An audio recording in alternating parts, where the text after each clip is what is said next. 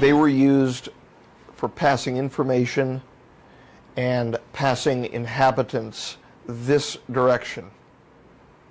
Oh, by other cultures coming this way, but not by us going elsewhere? By P+45s and P+52s, both Orions and J-Rods.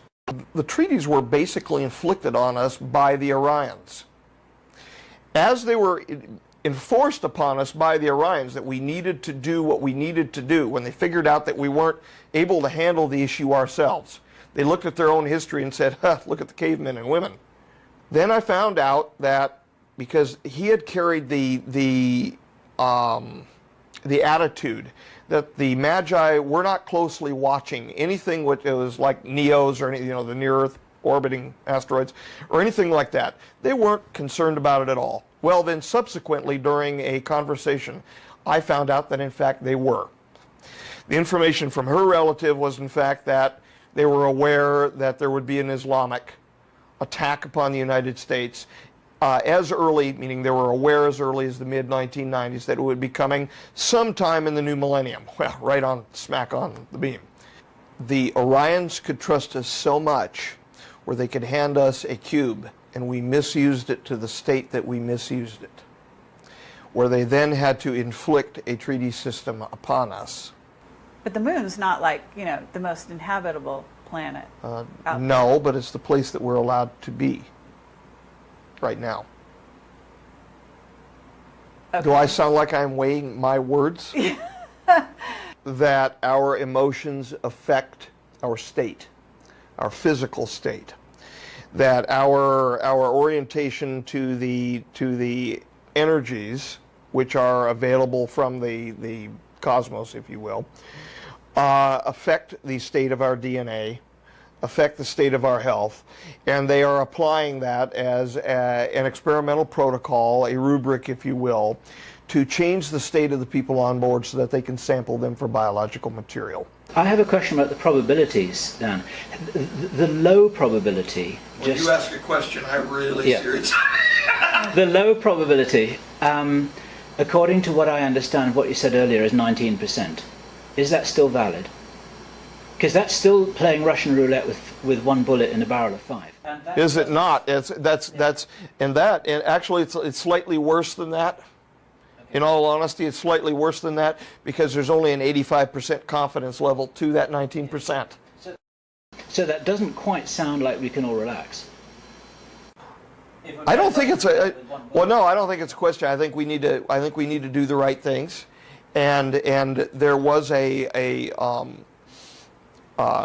correlation to the successful and unsuccessful outcomes, which involved the people of the world being united in purpose for survival and for care for our world. And that's the reason why we did this crazy thing. And it sounded crazy, it looked crazy, but we did it because it was the right thing to do. And I ended up having to send a team of people out canvassing the regular people of the world and handing flyers out stating that the time had arrived for us to pray for unity. And I would still encourage that seriously and sincerely. I lost people. I was in charge of a team, and some of them died as a result, well, a couple of them from accidents, and that, can happen anywhere. But a couple of them were put to death for proselytizing. And so I bear that on my soul now. For put to death for proselytizing in a country where China. There was in fact 2 deaths in China, and we also lost some people in Saudi Arabia and a couple other places. I didn't make public how many all we lost or how many all we had, but they did their jobs, and the information was handed out, and we did the best we could. Anyway, you were asking about the Stargate, the possible locations and all of that. On June 16th of 2003, in RV number 0403, Deborah was requested to do a remote viewing session a sole one, a series of them, in fact, that she conducted, and she found several locations. Among them was, in fact, Voloshanka. Then she even said to the north by the tundra in Russia, and in the southwest Tibetan mountains. I'm sorry, I'm still a little bit thinking about my men and women. I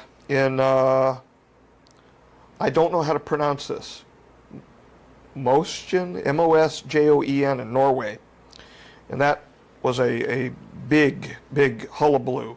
There was one actually, the equipment was actually removed from there. So what you're Syria, saying, Turkey. You're saying she remote viewed the locations of these of the Stargate. In fact, she did, and the reason why I reacted to pull this out, in your question number 9, it says how many LGs were there? How many man-made Stargates? Where are they?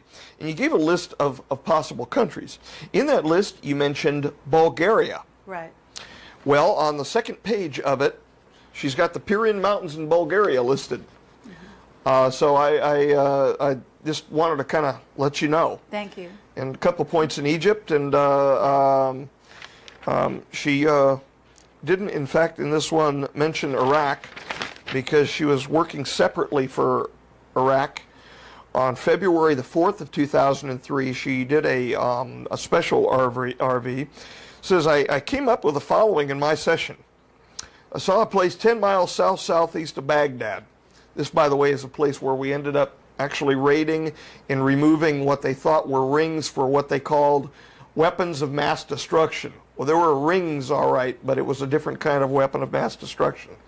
I pictured a big tree on the ground surface of this location. Now think about how Saddam was finally found. Yes. Behind the tree, there was a hole in the ground that had a piece of wood over it. I saw a man looking and feeling like Saddam have a guard lift the wood over the hole. Saddam then entered the hole and jumped into what looked like a platform at the top of a set of stairs. In remote viewing, I don't remote view, but in remote viewing, from everything I understand from her, time gets mixed up, overlaid, and sometimes Yes. off-shifted. Yes. And she clearly saw him in the spider hole. Mm-hmm. She also indicated that she found the work area down there, and in fact drew the work area, which they ended up finding the one gate in Iraq. Okay. Interesting stuff, huh? Yeah, absolutely. So we are kind of getting off the topic a little bit. That's good. Of Stargates and all that. Am I causing that? I'm sorry? So am I causing that? I hope not. We know that Kaela escaped through a Stargate with your assistance. That was described in one of our last videos. Yeah. And E.T. went home.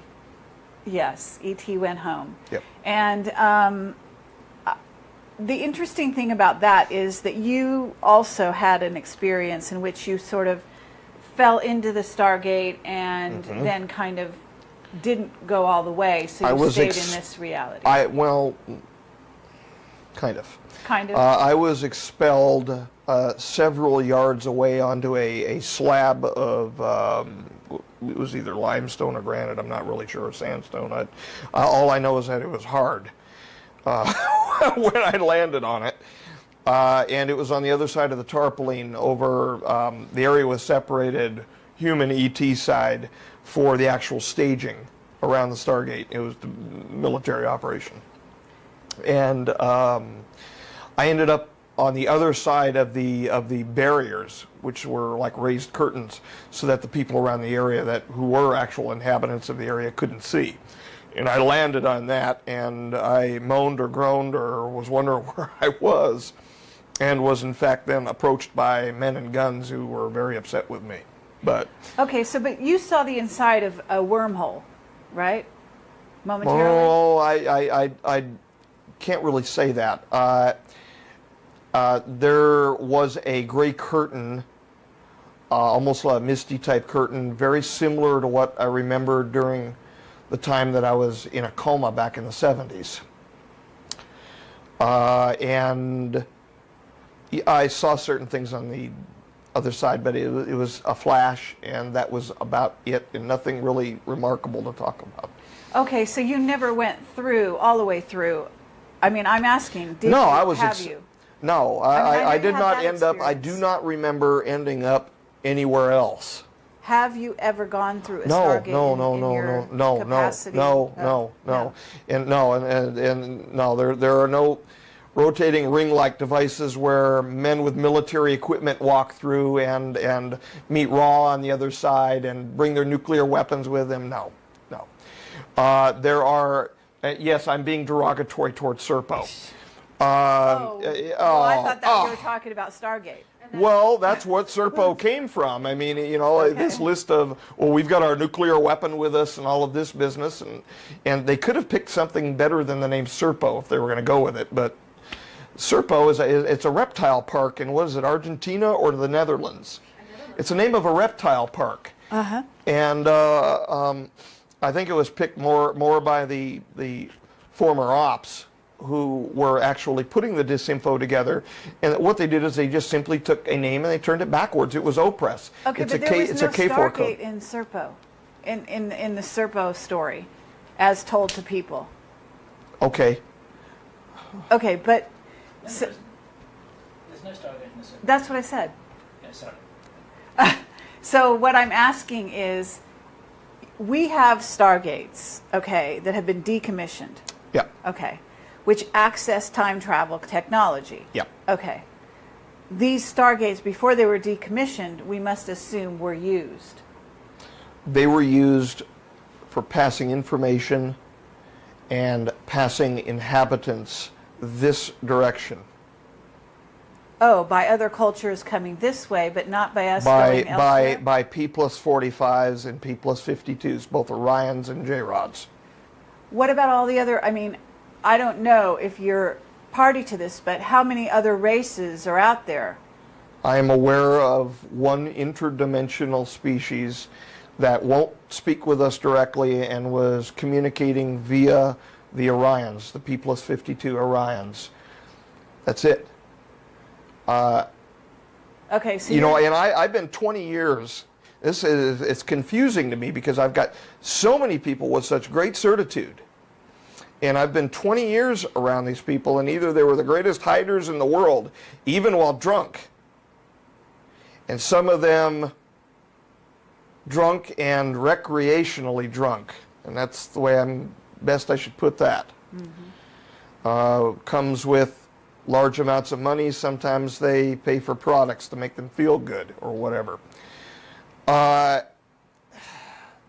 have never, you know, it's been a joke. I hate to put it this way, but a lot of the UFO community, like to them, the stories have been a joke, and a lot of them have been proffered by the folkloristics unit in Majestic. They actually promulgated a lot of these stories, and now they hand me the bag to come out here and go, boo, you know, sorry, the boogeyman ain't real, I guess. okay. The only thing that I'm aware of are the P+45s and the P+52s. The intergrades between them over the 7,000 years between them cannot be contacted per treaty. The P+52 J-Rods and Orions I'm aware of, and the P+45 J-Rods.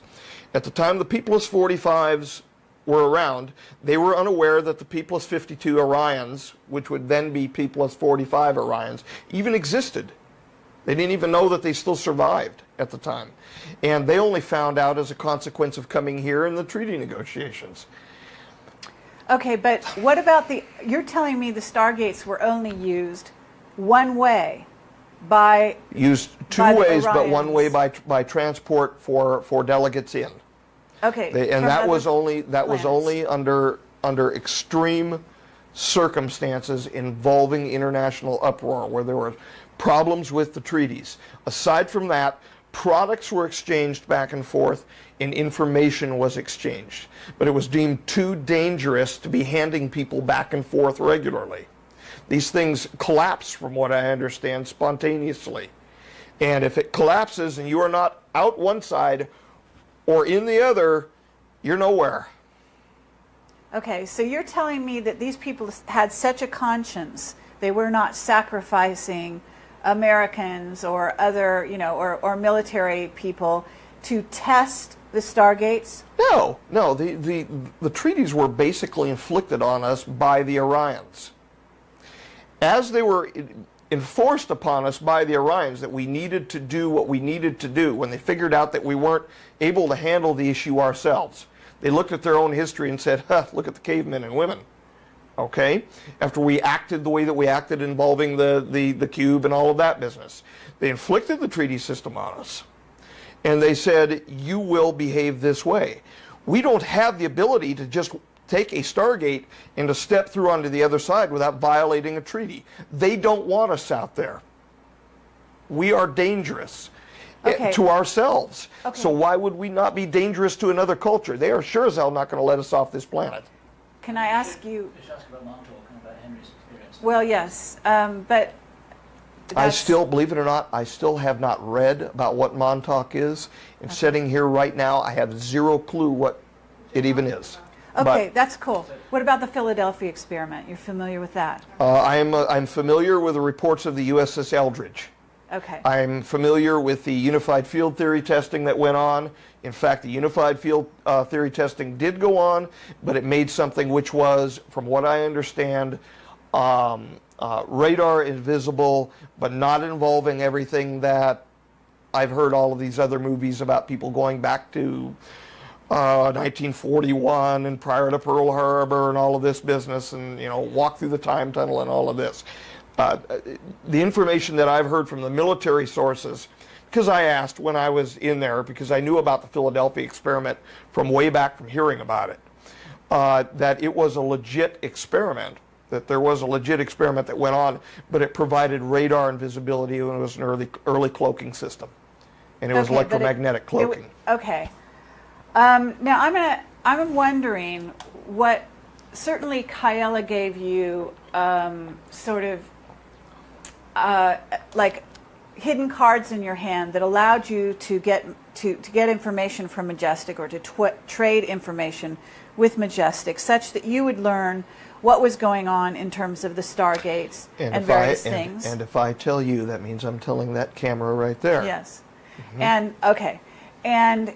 But if and that one. Recently, I don't know if this is in the public domain, but recently you found out that MJ1 had not told you everything about a certain incident. True. Okay, which was a incoming meteor. It was Apophis, and the big thing is the affidavit that I wrote and the dust-up that happened between he and myself was based on the fact that he said, and I told him not to lie to me again, and the reason why I told him not to lie to me again, it involved the time period where I was told to keep my mouth totally shut because of timelines. Then I found out that it was a bunch of garbage, basically just to manipulate me to keep my mouth shut. And after that happened, then more votes were taken, and then I was told to talk. I was given the orders to talk. Yo-yo, okay? When that happened, I told him, don't lie to me anymore. Tell me it's none of your damn business if you have to. I can accept that better than being lied to. It's more honorable. Sure. He said fine. Then I found out that because he had carried the attitude that the Magi were not closely watching anything which was like Neos or the near-Earth orbiting asteroids or anything like that. They weren't concerned about it at all. Well, then subsequently during a conversation, I found out that in fact they were. This caused a mild dust-up, which was then heightened because of information from her relative. The information from her relative was in fact that they were aware that there would be an Islamic attack upon the United States as early, meaning they were aware as early as the mid-1990s that it would be coming sometime in the new millennium. Well, right on, smack on the beam. That made it worse. I had told him that if he ever lied to me again, I would make him pay a price for it. The simple price was naming him. Okay, but and after that, we've sent. There has been conversation with that particular individual since, and everybody's okay with everybody. I mean, 20 years, more than 20 years. I first met the gentleman at the back of the lambs in the museum. More than 20 years, since the mid-1970s. Relationship is not going to go by the wayside over a dust up. Sure, I understand. But the reason I'm alluding to that is that here's a case where I know what you're alluding to. Okay. Where you don't know everything about what's happening. And you haven't necessarily been clued in to everything. No, I haven't. And so you are telling me that we don't go both ways in Stargates, and this is what you've been told. Okay? And you are telling me that there's only 2 races, maybe a third that's, doesn't have... 3 races plus us, maybe a 4th. Okay. So all I can say here is this is interesting because we have gotten testimony from a lot of different witnesses, people who have different psychic abilities, who have come from the inside, from Black Ops, like our Henry Deacon, telling us that we are accessing Stargates constantly and going, in fact, between the Earth and Mars and going between the Earth and the Moon, and possibly other places as well. In other words, not just that we're staying out of space or out of the Stargates because the Orions tell us to. Well, they were used. They were used in timeline number 2 to gradually access Moon and Mars. Now, there is a possibility that the information that he has or had has to do with a future timeline. That would make sense to me on that level, but not on the level of, hey, honey, let's take the kids to Olympus Mons today. No, but how about if the military is sending equipment back and forth, et cetera, et cetera? Okay. The Orions could trust us so much where they could hand us a cube and we misused it to the state that we misused it, where they then had to inflict a treaty system upon us. Are they running our country? Are they running our world? No, no. They're simply constraining what we're able to do. No. No, we're running our own show down here, meaning when I say we, I'm not talking about the common folks that are, like being starved to death every day. We're running our own show politically down here. These statements about, well, these are mind-controlled this or that, automatons working for the ETs and the government. No, no, no, no, no. These are good-hearted and black-hearted people, both, all fighting each other to run the geopolitical scenario. That is an honest, assessment from what I've seen what's going on. But we are constrained as to what we are allowed to do. Meaning where we are allowed presently to off-world. I understand. Very nice, very nice. We placed our hands on our hips, and Underdog flew the American flag on the moon, and we showed ourselves so wonderful and all of that over the Soviets. But that doesn't mean that we're quite able at this point to go and camp out for too long. Okay, so now you're telling me why we're not theoretically, or we haven't gone back to the moon, at least overtly. We're busy, right? We're busy throwing sticks and stones at each other. And another reason why why we cannot go back there is part of the treaty system allows us to have a certain repository set somewhere on the moon, and that repository is presently there. Okay. And that is in case the T2 timeline should eventuate, or there should be a geological or a global catastrophe of like size. Okay, which and is the arc, what you called the arc. Yeah. Okay, which, from what I understand, used to exist here on the planet. Well, in several pieces. Right. Okay, so they took it up to the moon somehow. Yeah, it was it assembled. Went through the Stargate? No. That was going to, in fact, they were building equipment up north from here. And they ended up getting it about 3/4 of the way built. I actually told Bill Hamilton about this when we were walking on the Jeep Road out at Frenchman Mountain one night, and he says, well, where's it going to go? I looked like that and kind of pointed up, and there the orb was heading. And he says, ah. Okay, but you call it an ark. Is this something Well, that's that a nickname for it. But it sounds like it's going to save creatures. It's got genetic and tissue and other products. From us. Yeah. Okay, other creatures on the planet as well, Oh, yes. animals, Oh, yes, plants. yes. A very good biodiversity, yes. I see. And it's sitting on the moon in case there's something very bad that happens down here. Is that the idea? Yes. Okay. From the moon, where does it go? It doesn't. Oh, really? But the moon's not like, the most inhabitable planet. No, but it's the place that we're allowed to be right now. Okay. Do I sound like I'm weighing my words? Yes, yes. Okay, well, It's your job to ask the questions. It's my job to answer them as honestly and as truthfully as I am able while being honorable and beneficial. Okay. And we do thank you for that. Regardless of what other people think. Well, I mean, there's a huge amount. I know the exact spot that the thing is setting there. All right? Yes. I know what it looks like. I know how many pieces there are. I was involved in looking at and assisting with the biospherics on Right. it. I know exactly where it sets. Mm-hmm. And what happens if I say exactly where it sets and something happens to it? Sure. I can't take that on my back. I understand. Go back to the 50s here right. for a second. An interesting thing happened. We were talking about the cube and all of that, and the meetings with Eisenhower and the Orions, the delegates. An interesting thing, and I'm just referring to this, of course, because it happens to reference from the intelligence community the appropriate event, albeit it was being said at the time during a different context.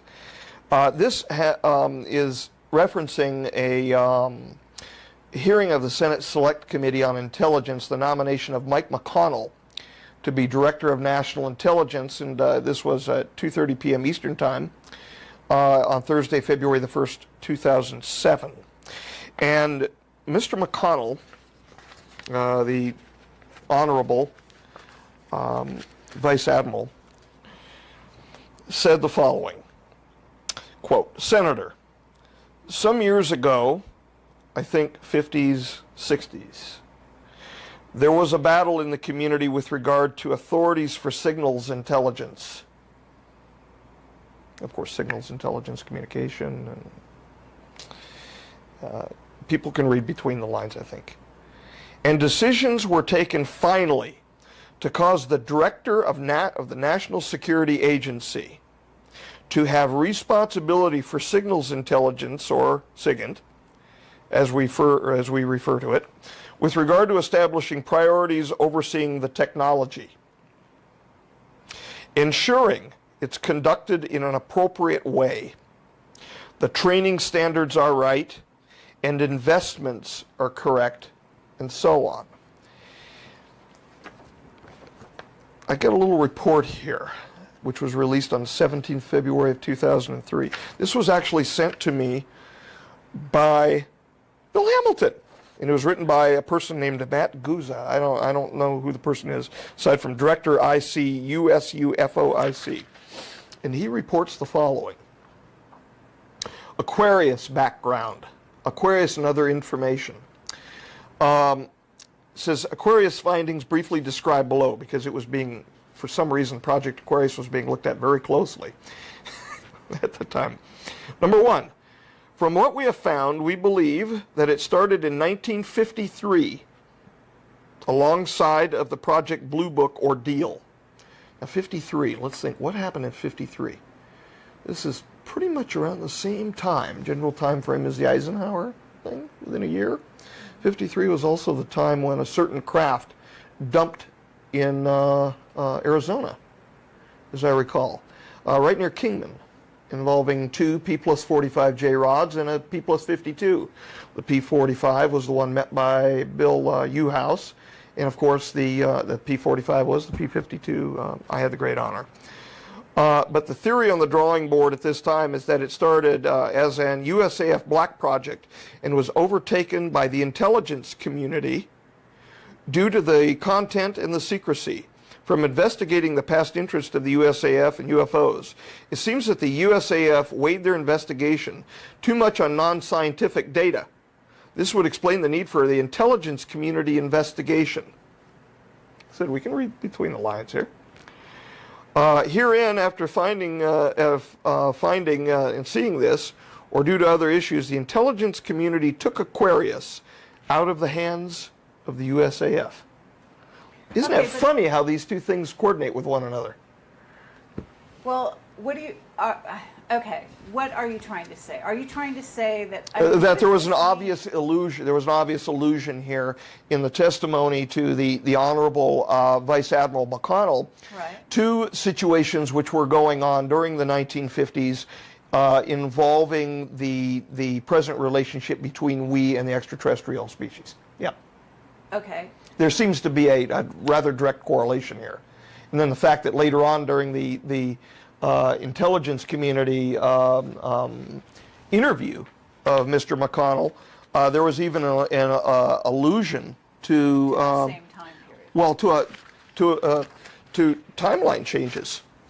Senator Rockefeller. This gives my heart good saying his name. I regret to say that my time has run out, and I think somebody's manipulating this clock, because that much time hasn't gone by. Oh my heavens. And then a woman walked in who was from another committee, and that would be Susan Collins, I believe. But the fact that there was a manipulation of a clock comment going on, and this, and there are several, well, I've got it tabbed up as to the relationships here, but what I'm trying to, I guess, show the folks is how things are said publicly. Yes, absolutely. So, but what is interesting is how many in Congress know what's really being said.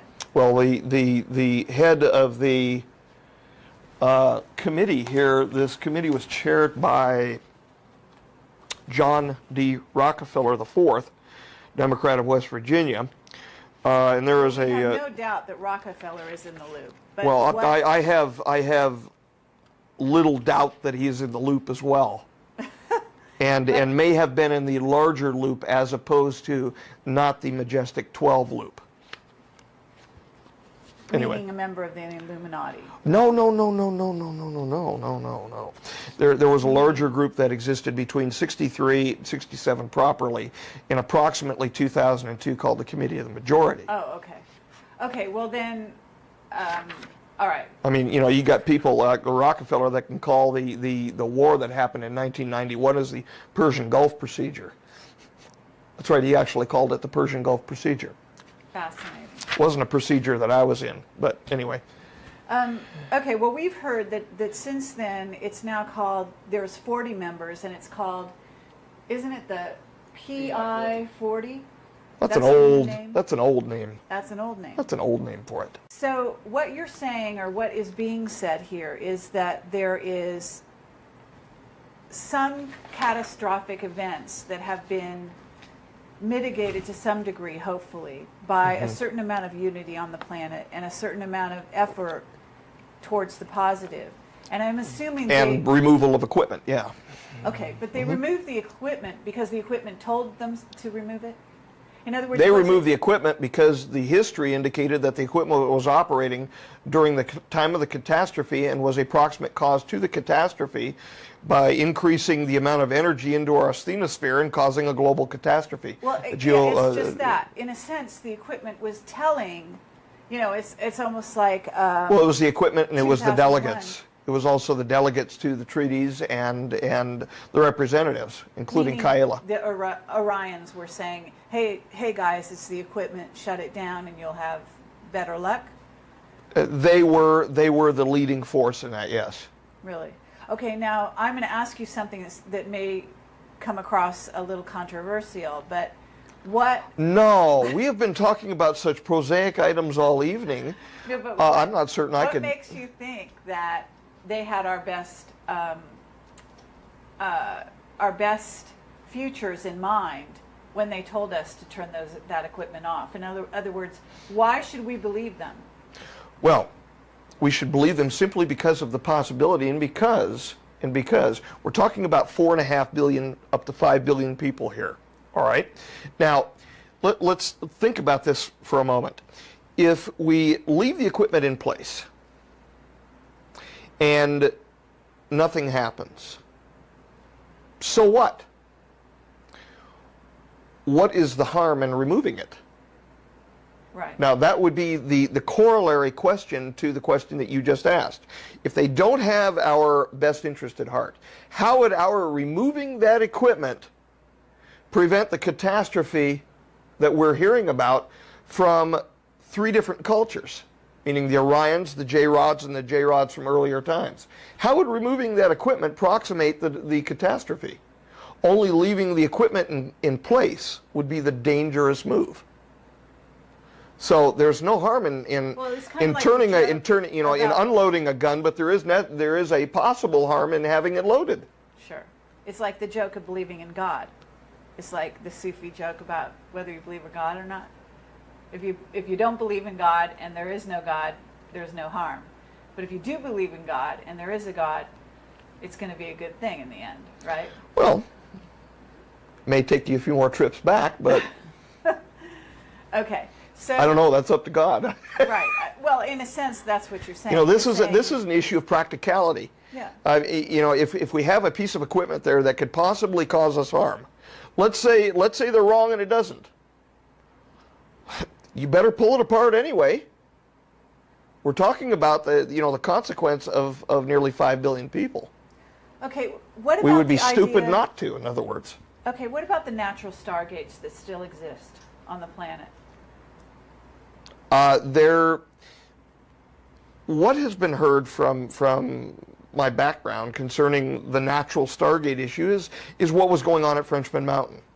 And to access that, they were using one of the Stargate devices. They had it hauled out there. Saying, okay, I mean, for example, Sedona has several vortexes. Oh, sure, they're all over the place. Yeah. And there are several natural vortexes, just to create, even a cyclone or a hurricane creates a sort of a vortex. Sure. Okay. Sure. Through which certain races can travel in their ships, it is said. Okay? Okay. Do you have anything to say about that? No. Okay. Those are natural stargates. Oh, the meaning a portal which does not require hardware? Sure. Oh. I don't know. Okay. I don't know. Well, I guess I could probably make some sort of a comment relative Lotus. There's a possibility that the portals that we're seeing during Project Lotus may be micro wormholes, and certainly, at least information is being carried through those portals from somewhere to here, and it's causing an effect in the environment. Now, we're assessing presently to see whether or not they are naturally produced. And in August, owing to certain circumstances, we're planning on running tests out at Frenchman Mountain to determine whether or not it is a natural phenomenon. Possibly. Okay. I mean, you could say that a travel in time could be a warp produced by a gravimetric device of a craft. You can move large distances in little to no time. So I'm not certain what the difference is physically or mathematically between that and what is being called an Einstein-Rosen bridge. You would need a physicist for that. I'm used to working on cells. Right. But, and in a sense, if Lotus is creating some kind of Stargate effect, well, that's wonderful. Micro wormhole. That's wonderful if it is. It is wonderful, but in a sense, you might also have to let go of Lotus in that sense if it is going to impact. Oh, I have. I have. In fact, but for more tangible reasons. We were we brought the fine art of producing these portals for demonstration up to a science. We knew exactly what to do, know exactly what to do to propagate them with nearly 100% efficiency. They range in size, thus far that we've seen, between about 0.02 millimeters, so about 20 microns, to up to a millimeter. When we produce them now in the field, they're approximately a millimeter in diameter. And that's putting a heck of a lot of energy in, 50 times more energy than what we would do through the microscope. But we brought it to the point where it was a beautiful thing, where I could hook the right optics train on the scope, propagate with the use of a laser and electricity, and turn them on immediately on the surface of a silicate. And then we started getting things coming through on this end, or at least results in the medium around the crystal or around the silicate material that we were using, which were not normal. Cells of anomalous origin, self-organizing cells, which appeared to be organizing in one case. We did a variant of the ancient Lazaro-Spallanzani experiment, historic experiment concerning beef broth, and to rule out spontaneous generation.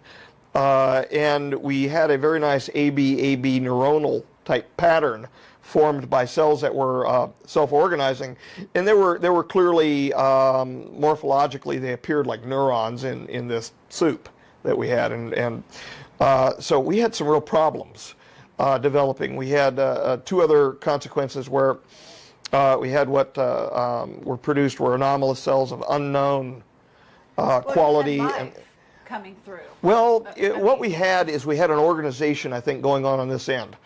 Now we're coming very close, and more is going to be said about a year about this, but we're coming close to determining the mechanism. And what it appears thus far is that there is an opening to a somewhere which is then placed in communication with our environment acoustically. And then there is a series of reactions with microshards of silicate material or microshards of quartz in our environment, which then become actually spontaneously or nearly so enclosed with material from our environment. And they move off to various locations and actually have effects on target cells in our environment. And so it's apparently based acoustically. Okay, but that's understandable, although it's complex, and I'm not a biologist, so I don't pretend to understand all of it. But I understand where you're going with this. But but in essence, to get back to Stargates, because that's the subject of this. Really? Am I still? No, you're there. But the thing is that what I'm curious about I'm loosening the lock on the camera, so it gradually.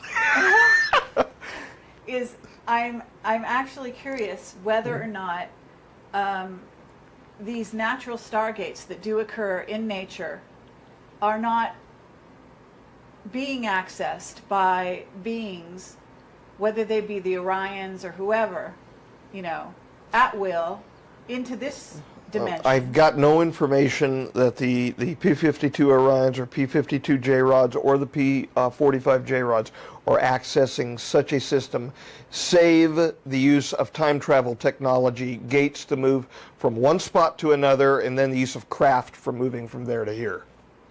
Meaning from a spot in reticulum, for instance, to a place in the Aquarius system, Gliese, or however it's properly said, and then which is the origin of, from what I understand, of Project Aquarius itself, because they were known to be coming from that direction, and that is, I believe, in the Aquarius constellation. But because they're not they use craft then to move from there to here, but they're using a gravimetric technology to warp time space. So I suppose that could be the same use, but I don't think it's a situation kind of like, you walk out into a wilderness and you see a whole parade of people coming through a Stargate with, 4 heads and 16 eyes and things like that. What about a whole parade of crafts? I don't know. Okay. It's the best answer I can give. most honest one I can give. I don't know. I have not, in 20 years of history, of history with Majestic, heard of anything like that from them, meaning as part of either a treaty system or an ongoing operation. However, I've also heard reports of craft being seen in the sky. I've seen craft in the sky, which I was not, directly involved, like the Mayboyer Park incident in '73. I've seen what I believe. Well, I have to say lights in the sky, Well, not craft. We've seen. Come on, we've seen. She has seen craft, and she's not feeding me full a line of bull. You can stare at the sky and see the crafts zipping around. Well, there are meteors too, and there are also experimental aircraft of various types. There are also back-engineered aircraft, which are being spotted too. The triangles. All I'm saying is that according to what you're saying, there is a treaty in which we had Stargates or access to wormholes that we mechanically opened and closed, yes, based on a treaty system in which we were allowed to get information and send information back and forth, but that we didn't use to go out, but they used to come in, is what you're substantially telling me. Yes. Okay, but we've closed all those down, yes, according to what you're telling us. Yes. Okay, so now I'm asking, where's the yellow book? No. No, but there are natural stargates out there that they can use anytime they want. So they no longer have use of our stargates. So it's in a sense of a treaty. Well, they have access anywhere. Okay, anytime. if they do, let's posit if they do, for a moment.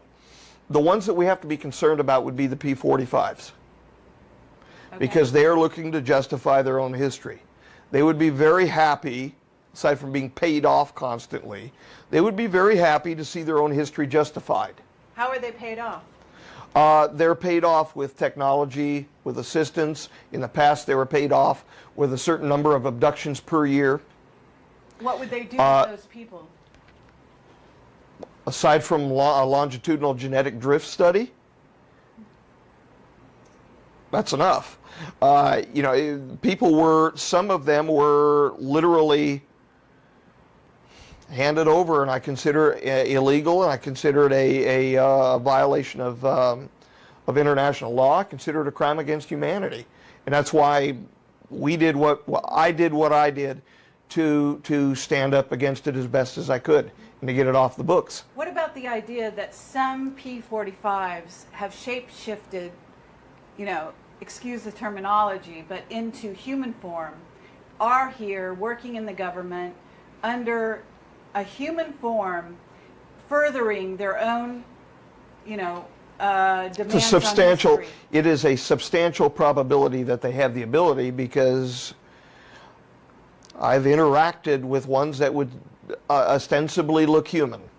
And I really don't like talking about the so-called man in black or men in black. Right, but I understand when you talk phenomenon. about the men in black, those were people that are beings that, and you went in our last discussion into quite a description of that kind of being. But I'm talking about somebody who is acting like you and me, looking like you and me, absolutely undetectable. No. And still could be furthering, or could even be... If they are, they're not J-Rods. If they are, they're not J-Rods. Orions, possible. They are very, very brilliant people. The very short interactions that I had with them, I was impressed, whereas I would not want to be spending that much time around P-45s at all. I would have enjoyed. In fact, I would have felt privileged speaking with them further. Are you talking about, when you say Orions, are you talking about the Nordics? I think that's how they're usually they've been called talls or tall. Yeah, but I mean, they're essentially the anthropomorphic, very tall human beings with blonde hair, very large eyes, very blue, pretty eyes. Larger than our eyes, as in ratio to cranium size. The orbits are larger, etc. Just brilliant. Just absolutely brilliant people. And what I found most intriguing about them is how they modulated what I consider their brilliance through emotion. The emotions coming from them were so less rudimentary. They were so more complex than what even I experienced with Kaela. I would have really enjoyed spending some more time with them. Okay, but they're here on this planet interacting with us, isn't it? Well, they interacted with us. I'm not certain if there are presently any on Earth or not right now. Okay. I would say that they're 50,000 years, a little more than that, ahead of us. Given the similarity between body structure, between size even and body structure, cephalothoracic to thoracic ratio, similar enough. I think they could probably, if their eyes didn't look the way their eyes look, they could probably get away with walking around. Okay. But their eyes are they're way larger than ours, and they look like essentially like these Bratz dolls that the little tween girls are going after nowadays. You know, the eyes are too large. You see these eyes, these hypersized eyes. I mean, it's fine on a Bratz doll, but if you walk this thing out onto the street, it's going to get picked out very quickly. Okay. So I just don't think so. Now, I at the same time, I have to say, are they smart enough to probably get away with it? Figure out how? Maybe. Maybe. I doubt it, personally, because I've met a lot of very interesting, but a few strange people in the last 4.5 years talking with the public who believe that there are literally reptilians walking around that are wearing masks and things like that. No. I'm a little more rooted in reality. I hate to put it that way, but no. I joked with her that I wanted to do something over at the first place where we were at for my debriefing. I said, when the debriefing gets done, what I wanted to do is I wanted to hire some special effects people for real. Would end the debriefing, and then we would stop, and then we would begin filming with another camera. And I was just suggesting a joke. It never got pulled off. Somebody. What I was going to do is have a special effects person work me up with my face over the top of a reptilian face, and I was going to rip it off and go, God, I'm tired of these human masks. And just have this little segment put out there as a joke. But she told me that people would take it seriously. People would believe it. You can't do that. Yeah. People will believe it. It's true. I don't know. I've got a strange sense of humor, I guess. Okay, but you had a dealing with P-45s, P-52s, and these beings are, their treaty system is being adhered to because they are here in underground bases, monitoring us at all times, because otherwise, how do they know that we are abiding by a so-called treaty? Because supposedly, we broke treaties. Isn't this right? Well, we have strained. We have strained the treaty system more than once. So have the P-45s. Right. So we have in fact come into conflict with one another at certain times. These conflicts have been amicably resolved. And we are presently in an amicable state with one another.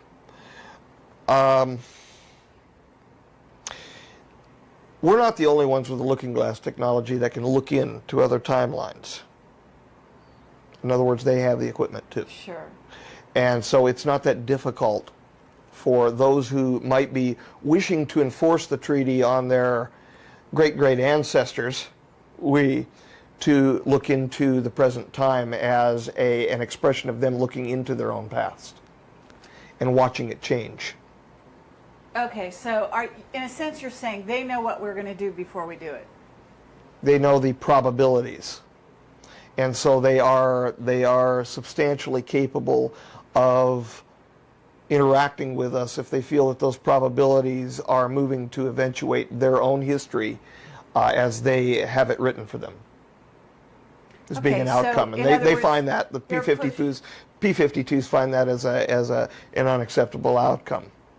So they're pushing their advantage whenever they can. They're pushing the advantage of not justifying their own past so that they may either split off on their own timeline, but that their own history would not eventuate a catastrophe. Now, if you consider that pushing their own advantage, sure. Now, the P-45s, the characterization that you placed pushing their own advantage, I would say that that was an appropriate characterization. Well, I that was they would be, talking yeah, about yeah, yeah. The P-52s are much more amicable and a little farther along. I just say that they're a little more spiritually adept, the P-52 Orions, certainly more than the P-45 J-Rods. They're extremely mechanical, very, very logical, yet ruthless. Extremely. You're speaking of the P-45. Yeah, they have no problem picking up somebody like me out of the middle of a park and shoving a probe up his wazoo to test him, yeah. Yeah, they've got no problem with that at all. I have, however, a substantial problem with that, and I think other folks who have been largely abducted, not everybody, but you know, a fair number of them also have a problem with that. Okay, what about the idea that we have somebody, Jim Sparks, I don't know if you know who he is. He's written a book called The Keepers recently. I'm aware of Jim Sparks, as he is the personal friend of a couple of folks with whom we became close acquaintances. Okay. Okay, so he's telling us that he has conscious recall of his abduction experiences, and that groups of people were abducted by what sounds like P-45s because they have real issues with control, and put in front Boy, of that was said nicely.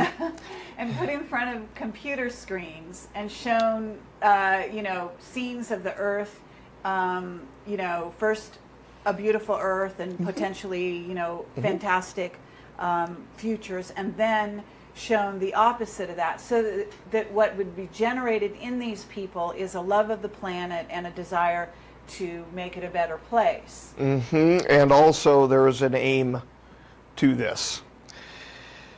They are aware that our emotions affect our state, our physical state, that our orientation to the energies which are available from the cosmos, if you will, affect the state of our DNA, affect the state of our health, and they are applying that as an experimental protocol, a rubric, if you will, to change the state of the people on board so that they can sample them for biological material. The fact of what we take away from it is aside the point. That is just whatever we take away, and then it's our take on it, and then a person, an experiencer, if you will, then goes off into our world and says how he or she feels about the experiment, or about what they were subjected to, or about what they were shown. But there's a cold, hard, cruel reality involved here that we are being picked up for biological material as an experimental protocol. Okay, meaning what these people that are being abducted are doing is providing, DNA, providing eggs and sperm so that they can, experiment or create their own future beings? What they're trying to do is they're trying to ameliorate their own neuropathology, which is already starting and is becoming an issue within their populace at their timeline concerning reproduction. But how many people do they need to figure that out? Well, as many as what they wanted to take until they get the answer figured out, and they really don't care, because it's the old proposition of the anthill along the side of the road in Africa. We are to them, from their perspective, the ants on the anthill, and how would we feel about stepping on 1 or 2 ants or a few million ants out of an anthill? It may cause a few people with, I consider, higher intelligence, some moral problems just stepping on them, but, you know, how much would we really care about that? They feel that way about us. They want to use us as biological material, watch us get destroyed to justify their own background, their own history, and at the same time take the biological material from us and solve their own personal present problems. Okay, but how are we fighting them? What do you mean? In other words, you've just told me they have a tremendous amount of control. They're abducting huge number of people, and they're continuing their experiments. Well, they have. The numbers who are being abducted now are not treaty related. In other words, there is nobody being taken presently. 0 authorized by treaty. I can't stop them from taking people out of their beds at night, but I did influence the other. Is it rolling? I'm rolling. Yep. Is H.G. Wells, the epilogue in his Time Machine, I read the Time Machine by H.G. Wells. I keep this on my desk. Okay. It says, one cannot choose but to wonder, will he ever return? It may be that he swept back into the past and fell among the blood-drinking, hairy savages of the age of unpolished stone, into the abyss of the Cretaceous Sea, or among the grotesque saurians, the huge reptilian brutes of the Jurassic times. He may even now, if I may use the phrase, be wandering on some plesiosaurus-haunted oolitic coral reef, or beside the lonely saline lakes of the Triassic Age? Or did he go forward into one of the nearer ages in which men are still men, but with the riddles of our own time answered and its wearisome problems solved? Into the manhood of the race, for I, for my own part, cannot think that these latter days of weak experiment, fragmentary theory, and mutual discord are indeed man's culminating time. I say for my own part, he I know, for the question had been discussed among us long before the time machine was made, thought but cheerlessly of the advancement of mankind, and saw in the growing pile of civilization only a foolish heaping that must inevitably fall back upon and destroy its makers in the end. If that is so, it remains for us to live as though it were not so. But to me the future is still black and blank, is a vast ignorance, lit at a few casual places by the memory of his story. And I have by me for my comfort 2 strange white flowers shriveled now, and brown and flat and brittle, to witness that even when mind and strength had gone, gratitude and a mutual tenderness still lived on in the heart of man. That means a lot to me. I actually hold on to that, and I hold on to that so much as such a prescient bit of thought that I actually keep the flowers from my great-grandmother's grave in there with it. You know, I don't know what's going to happen in the future, and all I can do is hope like everybody else and pray like everybody else. Okay. Well, thank you, Dan. You know, and I understand that we've actually overtaxed you and asked you, you know, an incredible amount of information here, and you've been very generous, and I really want to thank you. Well, it's my responsibility to say truth. Okay. Well, you definitely do that, and what I would like to also say is, how do we fight them?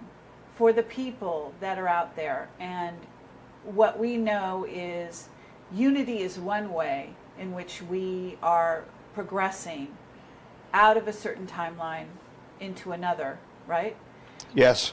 Okay. But if you have anything else to add to that for people. Well, to me, it's unit. Constant vigilance. Yes. Constant vigilance. That's good. That's very good. Constant vigilance.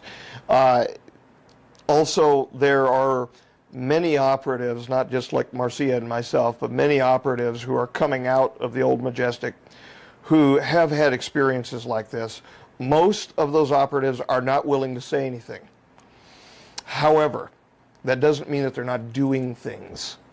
We are acting in concert with some of those operatives and with other groups to try to motivate the information from the inside, which could be used for the beneficial application for humanity, to humanity.